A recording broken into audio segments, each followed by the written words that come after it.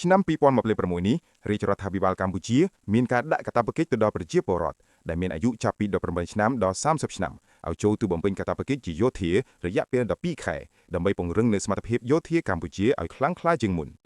រីឯពិសិដ្ឋបានដើរនៅក្នុងផ្សារក៏ស្រាប់តែលឺអ្នកផ្សារនិយាយពីរឿងនេះក៏មានចិត្តចង់ចូលទៅបម្រើការងារជាយោធាដែរហើយក៏បានទៅសុំម្ដាយរបស់គាត់នៅឯផ្ទះដើម្បីចូលបម្រើយោធា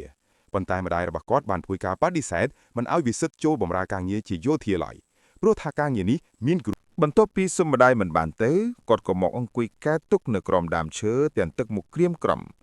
គាត់អង្គុយបណ្ដាគិតស្រាប់តែពេលនឹងគាត់ក៏សម្រេចចិត្តថានឹងចាក់ចេញពីផ្ទះដែលមិនអោយម្ដាយគាត់ដឹងប៉ុន្តែគាត់ចាក់ចេញដោយទឹកមុខក្រៀមក្រំហេតុដោយសារតែខ្លួនស្រឡាញ់ខាងយោធាទើបខ្លួនសម្រេចចិត្តចាក់ចេញទៅដល់ជំរំមេបញ្ជាការ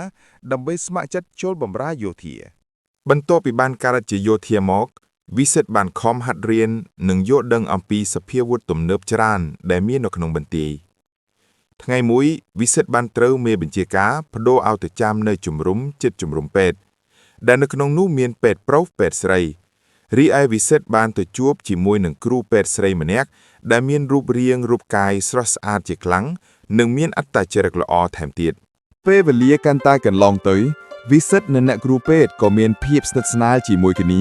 ប្រៀបបានដូចជាគូស្នេហ៍អញ្ចឹងពួកគេទាំងពីរនាក់តែងតែមកនិយាយសារសងគ្នានៅពេលរាត្រី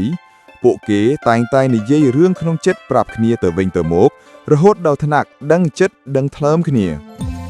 ថ្ងៃវិសិទ្ធត្រូវបានទទួលបទវិជ្ជាឲ្យខ្លួនបដូរទីតាំងដើម្បីទៅប្រចាំការនៅទីឧត្តរដែលធ្វើឲ្យវិសិទ្ធត្រូវបានបែកចេញពីអ្នកគ្រូ